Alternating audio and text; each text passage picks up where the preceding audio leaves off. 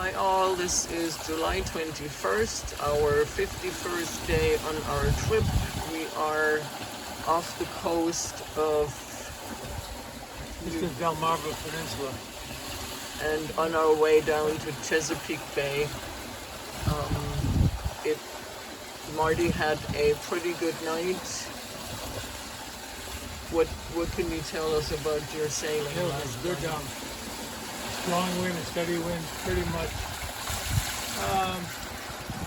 We were beating, a little bit into the wind, but a good speed and nice consistent wind, so it was very easy to steer. Having a hand steer overnight, that was nice, but made really good progress, really good miles. And we were well past, even though we just finished up our first day since we left Cape May. Well past halfway, which is nice because I think the wind will is supposed to die off later today, so we'll be going a lot slower. But we should still make it for check-in tomorrow at the marina for 1 o'clock. And yeah, today's going nice. Just had the spinnaker up and it was getting a little strong, but it's come back a little bit now. We were about to take it down, but glad we left it up there. We're using the jib to take some of the pressure, to shield the spinnaker somewhat, take a little bit of pressure off. And it also helps prevent it from wrapping if the spinnaker goes loose and wants to wrap around the forestay.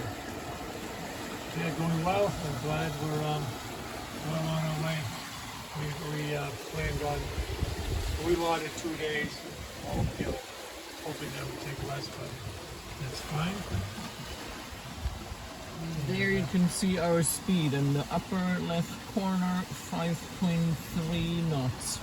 We were up to over 6 when it was 20 minutes ago when it was going a little bit better, but this is much more comfortable. It gets a little, that's kind of pushing the limit of the spinnaker, that wind speed. It's just not made for to take those forces of a very light nylon material, half-ounce per yard nylon material. So that's about the limit for it, and beyond that if you look. So it's good that it came down a little bit. It's a good speed. And when we're not steering, then we use our latest purchase, which is a fly swatter, so we can keep up with the flies entering our cockpit and then definitely our cabin, because a couple of days ago this was unreal, and they just fly in. We have no idea where they come from. There is one, I don't know if you can see that. But they just zoom in here. We're a few miles offshore, so you don't know how they make it out here, but somehow they do. We're getting pretty good at swatting flies. Not my favorite pastime, but it's also not my favorite pastime getting bitten constantly and the blood sucked out. Anyway, we will keep you informed how things go, but so far we're making good progress towards our goal, and hopefully that will keep up. That's all for today.